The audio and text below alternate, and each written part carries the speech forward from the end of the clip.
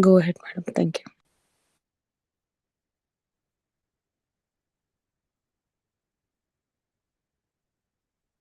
Good morning, everyone.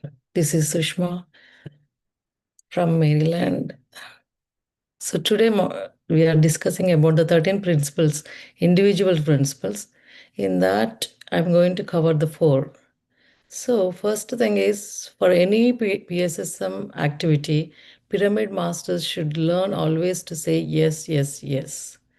So for this, the best example is live in front of us is the Anil Master. So he's the one who, right, the moment I was reading and going through these principles, so the entire personality, by looking at him, see, he never, manasa vacha karmana, he accepted everything and totally jumping and doing the things whenever anybody needed.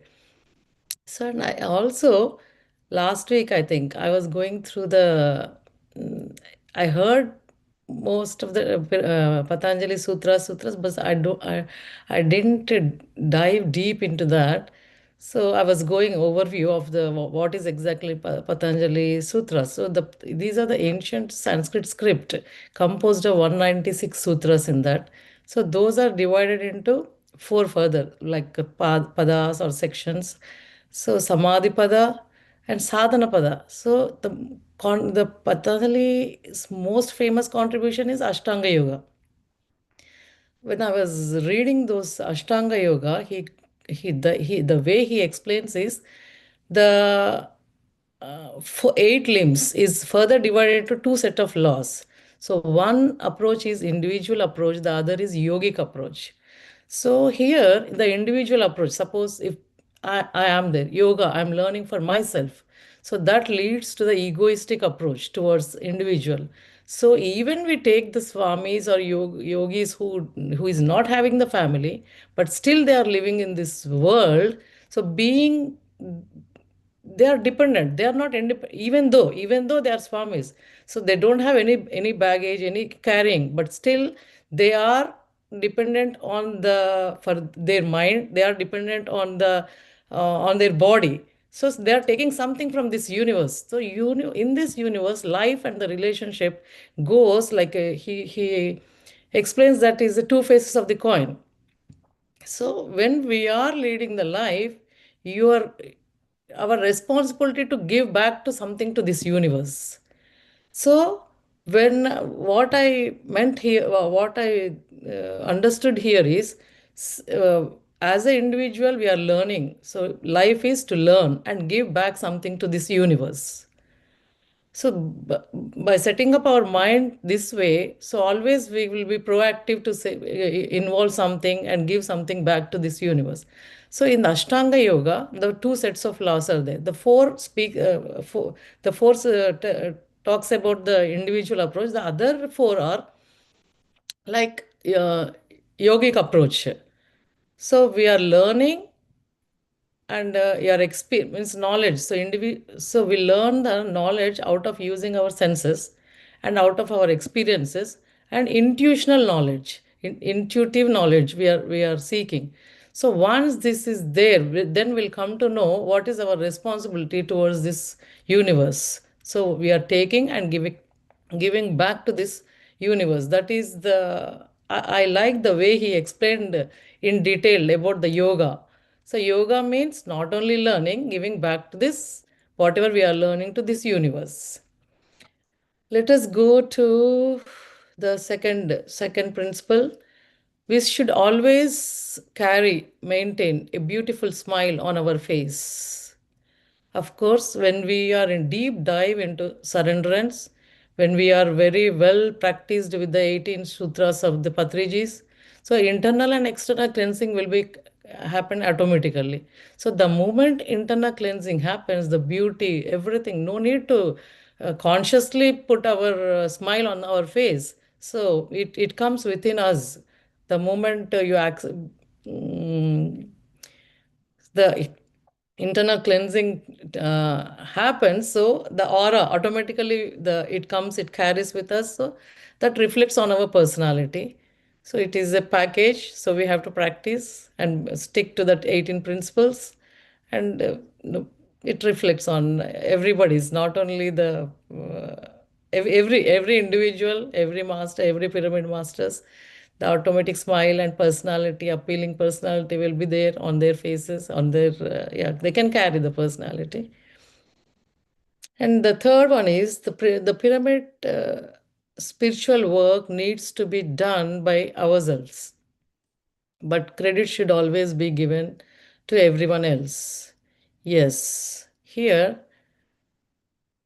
So as we are practicing, we are going, our sadhana is more and deeper. Automatically, the subject and object becomes the oneness. We will be in oneness with the universe. So when you dissolve your I and me, the automatically it you will be in the oneness with the universe, and you will change. We will change. We'll accept everybody. We'll be in the acceptance. So that time our focus won't go like I'm doing this or this. So see, through the sadhana only we'll gain everything. This comes like a package to us. As we are going deeper and deeper, our ego, our individual ego will be dissolved, and we'll be more in the acceptance, and we'll be more in the surrenderance. So these are the things eliminates out without knowing to our conscious. I think will be more modified personality or more acceptance. So that shift happens with unknowingly in our personality. So, and one more thing, so when we are cleansing, so automatically if the chakras opens, if we have to talk about the chakras also, one point here, heart chakra opens also, you will be in acceptance with everyone. So our definitely focus will be reduced on I and me and my family, my package and everything, and our goal and reaching the highest. We'll put our highest goals to reach there, attain the enlightenment or some means. It's a journey. It is a spiritual journey. It's a part of journey. So as moving forward, yes, definitely we'll lose this and we'll more focus on this. The last and uh, the senior pyramid masters, fourth principle, yeah, this thing. Senior pyramid masters, while dealing with their own evolution, must also learn to respect and treat other beginner pyramid masters equally. Yes, I like this point very much actually. So instead of individual knowledge, our focus should be shifted to the individual learning. As we are learning more into the spirituality, we'll find out who am I. So that is the purpose of life. So without knowing who am I, why am I here, and what is the purpose of life, we'll be the strangers to ourselves. So being a stranger to yourself, you're introducing yourself to others. So does it make any sense? So our focus should be more of learning. So why we are here and who am I? And that focus, if you shift it to that, then there is no difference between the beginner or because still you are the learner. So that is unending process. So that once the clarity comes in our mind, there is no beginner, there is no person who is absolute knowledge. So that also I think that as we are moving, as we are our spiritual journey, we also learn that thing. At one point, you definitely think that you are not enough, your knowledge is not enough, and still that. And he Patanjali also spoke about the sannyasa and vairagya. That part, it really struck my mind that sannyasa is the person who has come here not like giving up everything and living. No, continuous process of learning for sannyasa. Whereas vairagya can be done with even we can practice that also. Means being in detachment is a vairagya. So detachment is also is not a painful process. Detachment is a blissful state of mind. So when it happens, universe will provide you being detaching that suppose very near and dear relationships are there. Sometimes it blocking your learning, so universe will avoid that thing in order to proceed with your learning. So that detachment is appreciable. That is not a painful. That is a blissful state of detachment. So that is vairagya. So he always speaking about the vairagya, not the sun. There is a difference between sannyasa and so for sannyasa, he came here to this janma or this life, so to all continuous learning.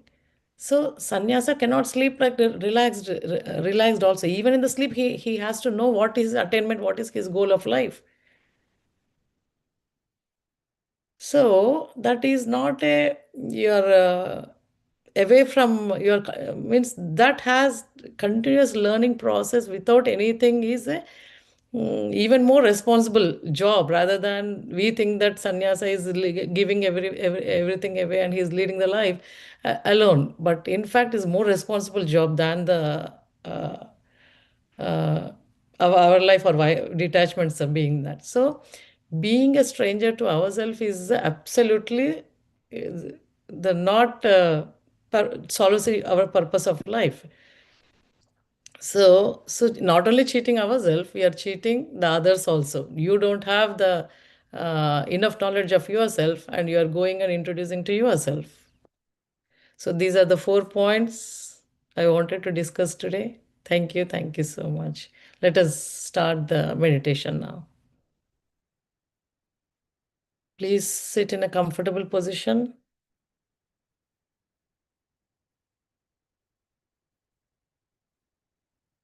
Do we need to, madam, let us go with the question and answers now and at the end? If you have anybody has anything to discuss or any questions And madam, let's take it after meditation. after meditation, okay.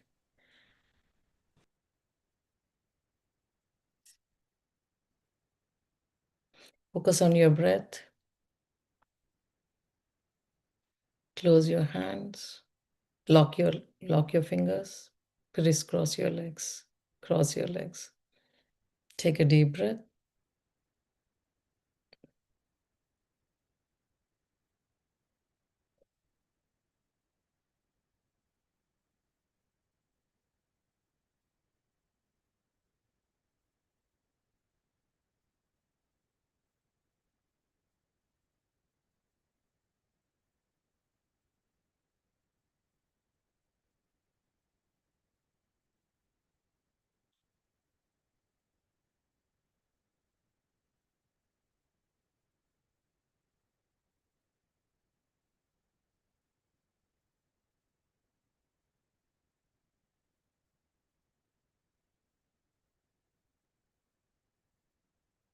Observe the breath.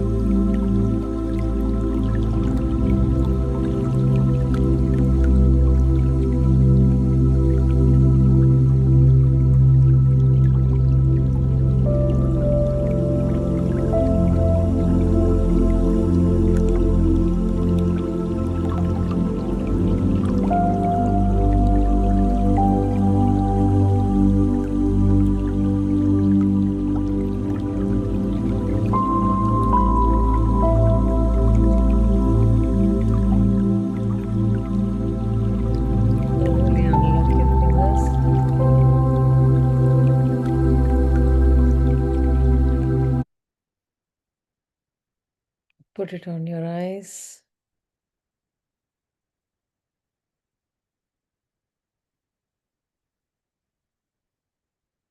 Take your time and slowly open your eyes.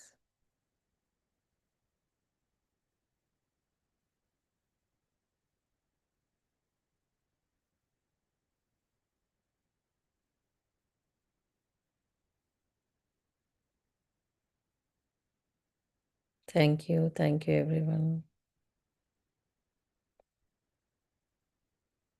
If you have any questions, please let me know.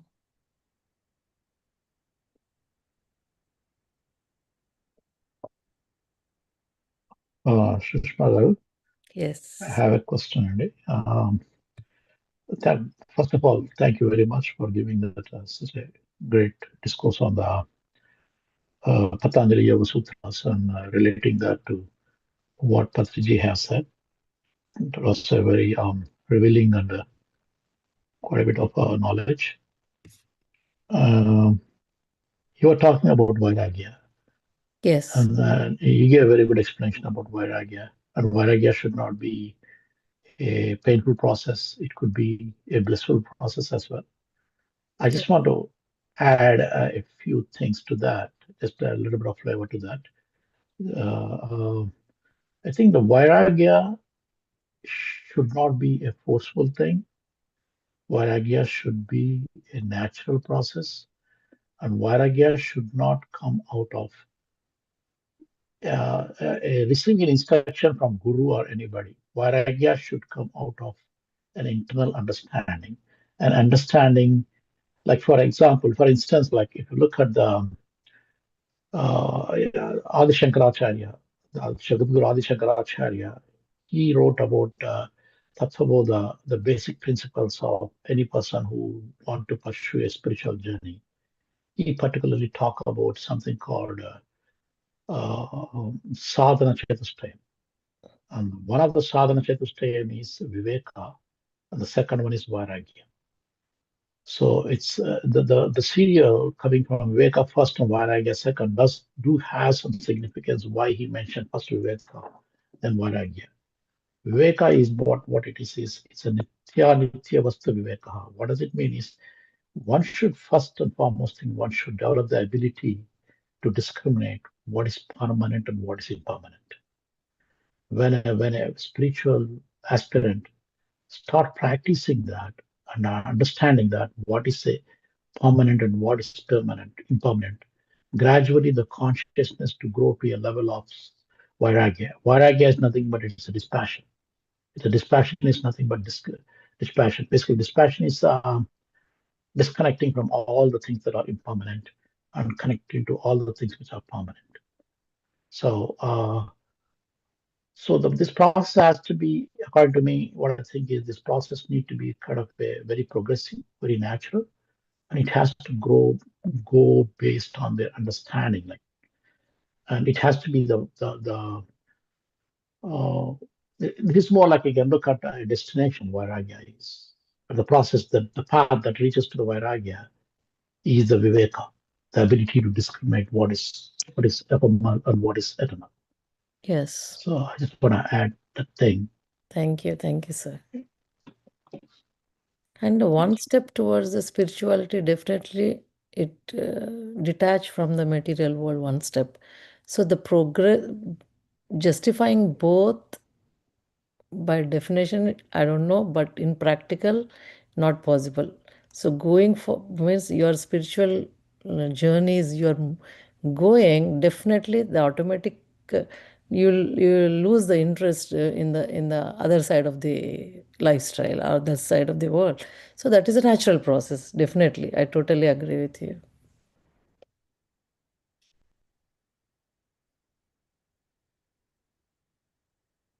And other thing, sorry, I think if I'm not taking too much of time, there's one thing which also you mentioned very well, that is should always maintain a beautiful smile on the face. And that is the second one, I think, I believe it's second personal principle. Yes. Then also, I like to add a little bit of flavor to that. It's just a supplementary to what you already mentioned. Uh, Smile on the face is something that also helps in practicing one of the important spiritual practice that is defined by our scriptures, which is called titiksha. Titiksha is the ability to bear what you call pain and pleasure, and or any sorrow or happiness cheerfully, with a smile on your face, cheerfully, not just facing. I mean, bearing it with what you call a whining or complaining, but bearing it forbearance with a cheerfulness on your face, with a cheerful approach and attitude. And the very first step to attain that cheerfulness is putting a smile on the face. By putting a smile on the face, physically, this is like to bring the cheerfulness can happen at a physical level, cheerfulness can happen at a mental level, at an intellectual level, all three levels. So at the physical level, it starts always to the physical level. Physical level, by putting a face, you're triggering a positivity in your mind.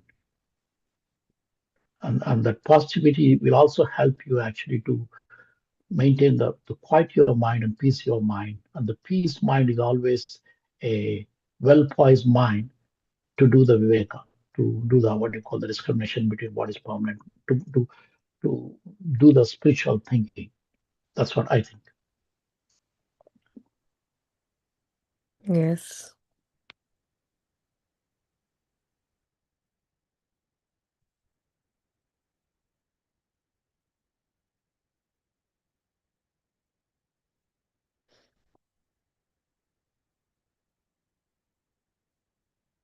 Madam, are we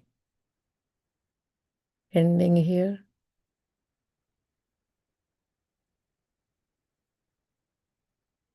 Bharti madam? Thank you so much, Sushma madam, for the wonderful session.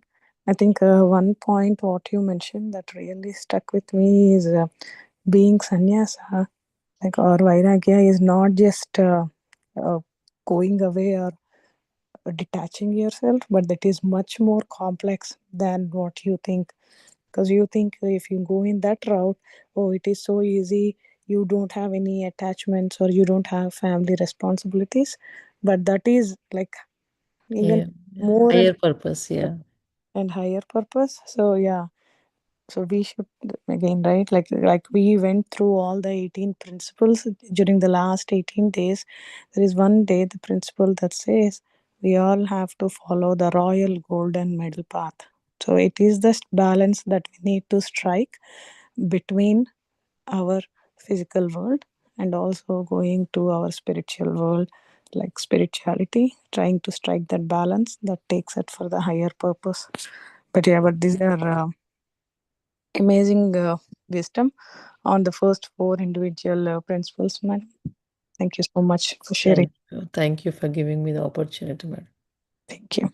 Thank you. Thank you all, masters. We'll see you all again tomorrow. Have a wonderful day.